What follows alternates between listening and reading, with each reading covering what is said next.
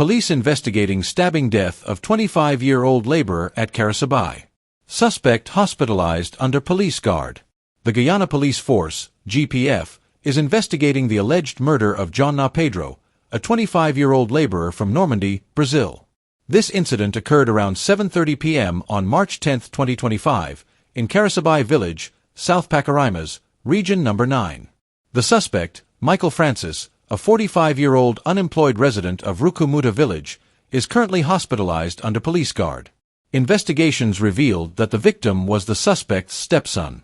On the evening of March 9, 2025, the suspect, along with his 53-year-old wife and 18-year-old daughter, left their home in Rukumuta Village to travel to Carasabai for a cash grant distribution scheduled for March 10, 2025. The victim, who lived in Brazil, crossed the border that morning to collect his cash grant as well. Upon arriving in Carasabai, he met with his mother, stepfather, and stepsister at the RDC office, where the cash grant distribution was taking place. After collecting their checks, they proceeded to a nearby shop to consume alcoholic beverages. Later, around 5 p.m., they visited the home of a relative, Quincy Ann Albert, a 34-year-old housewife, and sat in the yard discussing various topics. During the conversation, the suspect became aggressive while speaking about his brother, Moses Francis, who was allegedly murdered in Rukumuta Village on March 8, 2025. The suspect began to curse and threaten the person responsible for his brother's death. When the victim rebuked him, advising him to calm down, the suspect became annoyed. In front of the victim's mother and other relatives, he allegedly pulled a kitchen knife from his green haversack and stabbed the victim in the head, right armpit, and right shoulder. The victim managed to run a short distance before collapsing. The victim's mother raised an alarm, and his sister, who was inside the house, rushed out. They attempted to disarm the suspect, but he overpowered them and subsequently stabbed himself in the chest. Both the victim and the suspect were taken to the Carasabai District Hospital, where the victim succumbed to his injuries. The suspect was transferred to Lethem Regional Hospital, where he is currently hospitalized under police guard in serious condition. Investigations are ongoing. Office assistant robbed of motorcycle at UG Road. Onyx Duncan, a 28-year-old office assistant, was robbed of his Honda Navi motorcycle by two cutlass-wielding bandits on Monday night at UG Road, Turkian, Georgetown.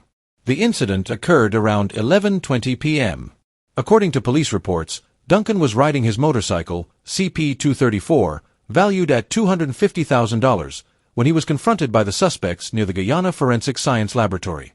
The assailants, riding a black motorcycle, approached Duncan from behind. One suspect approached him while the other attempted to pull out his motorcycle keys. In an effort to resist, Duncan fought off the bandits, but one of them struck him on the back with the cutlass, causing him to fall to the ground.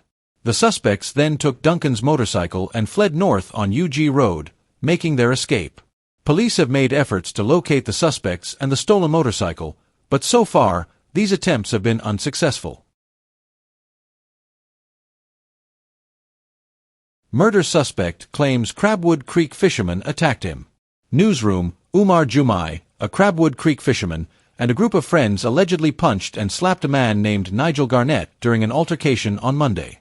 In retaliation, Garnett reportedly stabbed Jumai, resulting in his death. Garnett, also known as Nancy, was arrested by the police around 1500 hours HRS on Monday and is currently in custody assisting with the investigation. The newsroom was informed that Garnett confessed to stabbing Jumai in the abdomen. The suspect claimed that Jumai and three others attacked him by punching and slapping him. Garnett stated that he retrieved a knife from Jumai's pocket and inflicted the wound in retaliation before fleeing the scene. Jumai, 40, of Lot 103 Grant 1806, Crabwood Creek, Corentine Burbus, was found dead with a wound near a drain in Crabwood Creek. His sister, Nazima Jumai, told reporters that she received the shocking news around 7:30 HRS from a friend. Concerned for her brother's safety, she sent one of her sons to investigate, who confirmed the tragic discovery of Umar's body. Nazima arrived at the scene shortly after, and the police were promptly notified to begin their investigation. She mentioned that she had seen Umar alive just a week earlier and emphasized that he had recently returned from a fishing trip. Bartica resident pleads guilty to DUI charge, fined $200,000. Luciano Narine, a 27-year-old resident of First Avenue, Bartica, was charged with driving a motor vehicle while his breath alcohol level exceeded the prescribed limit, in violation of Section 39A(1) of the Motor Vehicles and Road Traffic Act, Chapter 51:02. Nareen appeared today, March 10, 2025, at the Bartica Magistrates Court before Magistrate Tariq Muhammad, where the charges were read to him. He pleaded guilty and was fined $200,000 or faced 3 months in prison for the offense. Grove resident nabbed with 940 grams of marijuana. At approximately 1:15 p.m. today, officers from the Grove Police Station were on patrol in the vicinity of Grove, Backstreet, East Bank Demerara, when they observed a male acting suspiciously. The individual, dressed in short black pants and a blue jersey, was carrying a bulky black plastic bag in his right hand. The police stopped and questioned the man, who identified himself as Adejia Wright, a 20-year-old laborer from 2nd Street, Grove. Upon searching the plastic bag, officers discovered leaves, seeds, and stems that were suspected to be cannabis. Wright was promptly informed of the allegation of possession of narcotics and was cautioned. He was arrested and taken to the Grove Police Station, where the narcotic was weighed in his presence, totaling 940 grams. Adejia Wright is currently in custody and is assisting with the ongoing investigation. 75 Venezuelan nationals intercepted sent back to Venezuela. 75 Venezuelan nationals, adults and children, were intercepted at approximately 6:45 HRS yesterday, Monday, March 10, 2025, by police officers who were on mobile patrol duty in the vicinity of Abram Zul, Seawall, on the Essequibo coast. The Venezuelans were in a boat measuring about 45 feet in length and 8, smiling face with sunglasses feet in width, powered by 275 HP Yamaha outboard engines. Members of the Immigration Department were summoned and found that the Venezuelans had failed to present themselves at the Immigration Department or port of entry while using the Atlantic Ocean. They were treated humanely, provided with basic necessities such as food, and placed in an institution.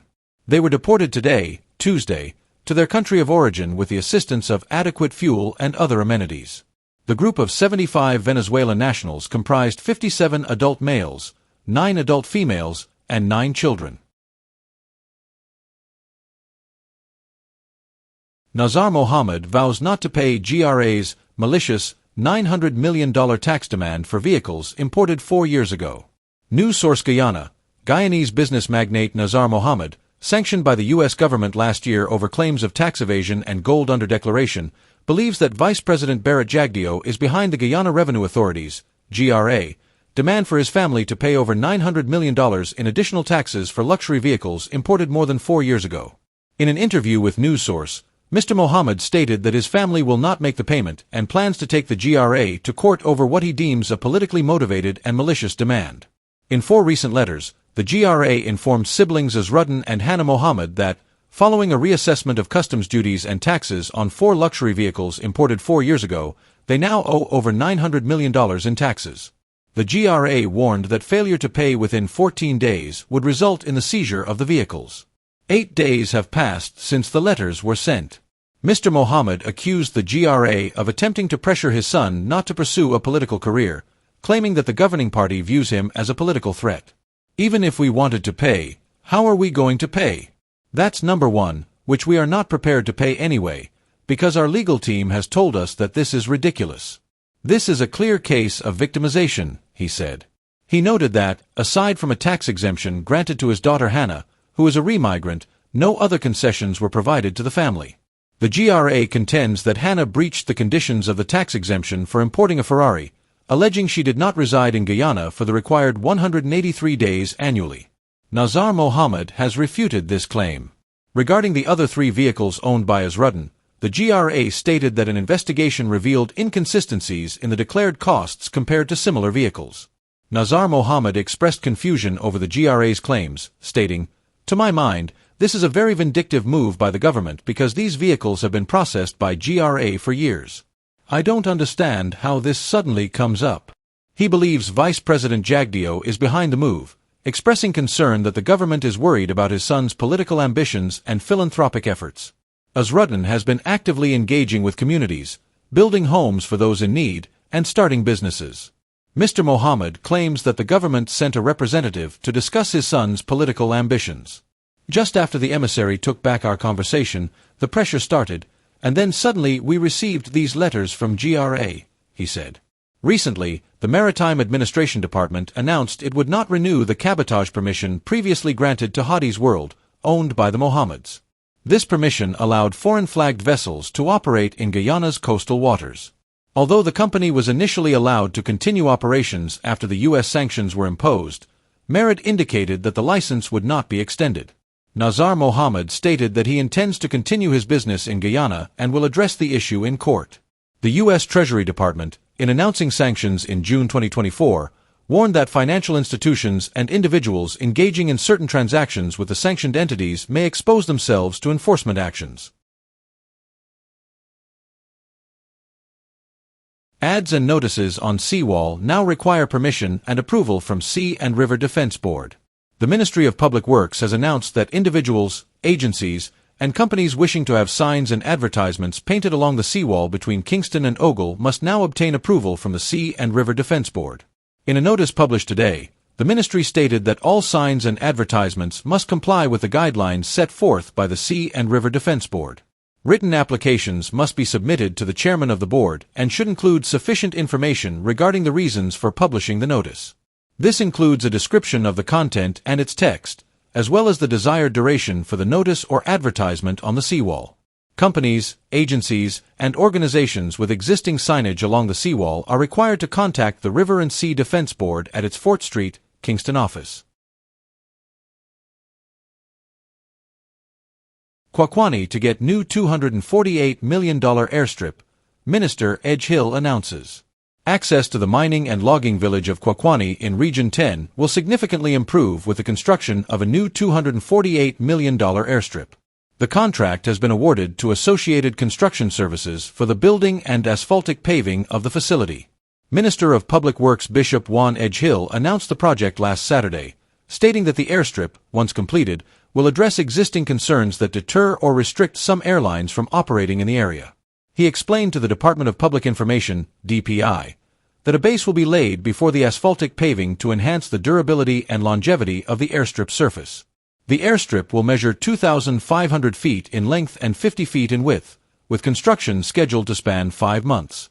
Minister Edgehill also mentioned that all community landings and revetments from Daveldi to Hururu will be rehabilitated as part of the expansive project, which is being implemented through the Ministry of Public Works.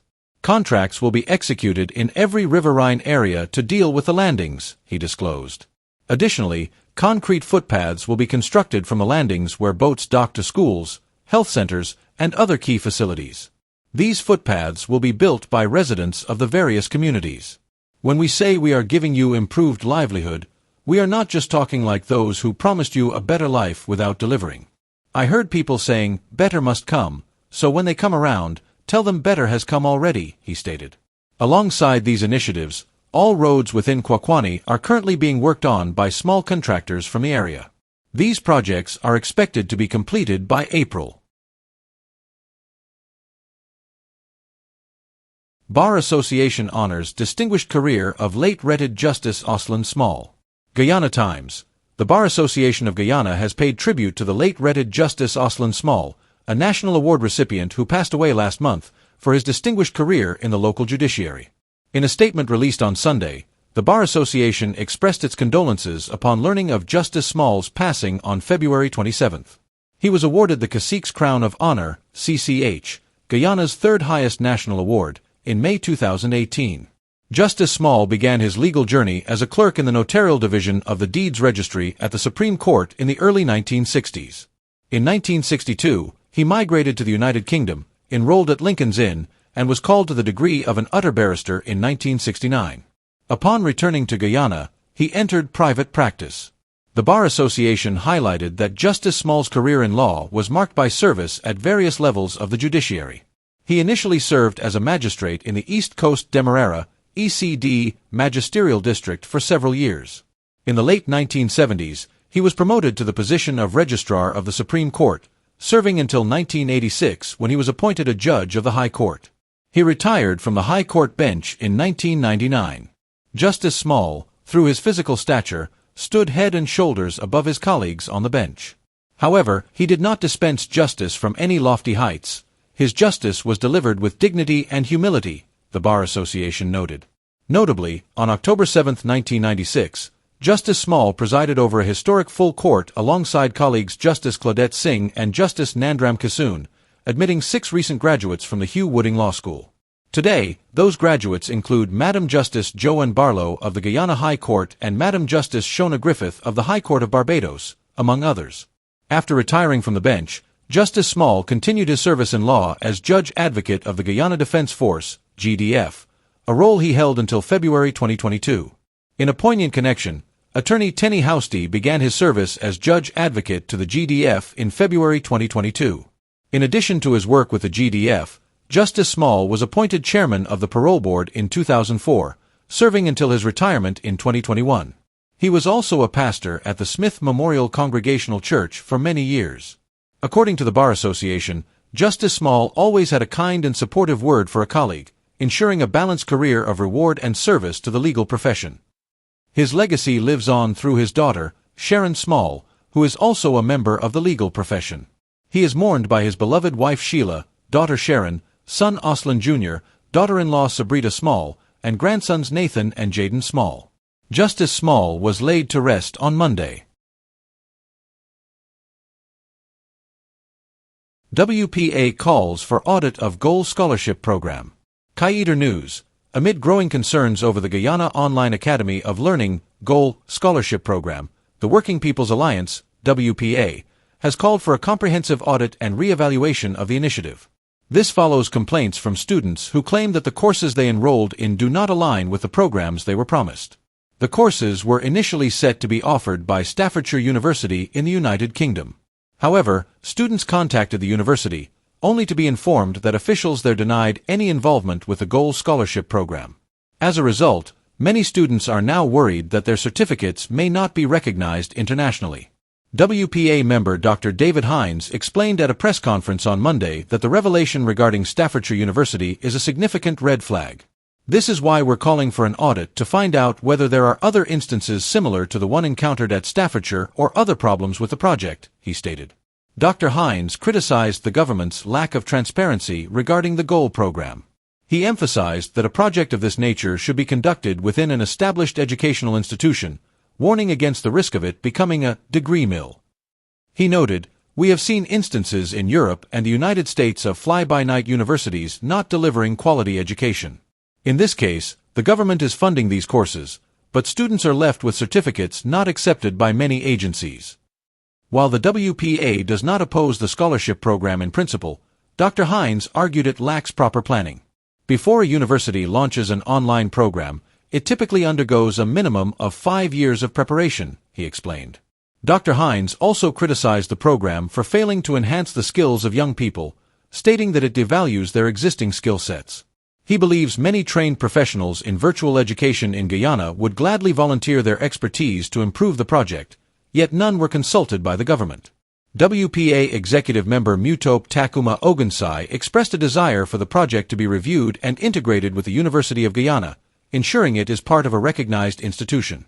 "We are not buying into the government's attempt to have 2 parallel universities, leading to frustrations among students," he said. In response to the controversy, Vice President Barrett Jagdeo attributed the issues to a disagreement between the International Skill Development Corporation, ISDC, and Staffordshire University. He assured the public that the government is committed to resolving the situation and that no student would be left behind. If they can't sort it out, 2 other universities in the UK will accept the grades that students have earned, he added.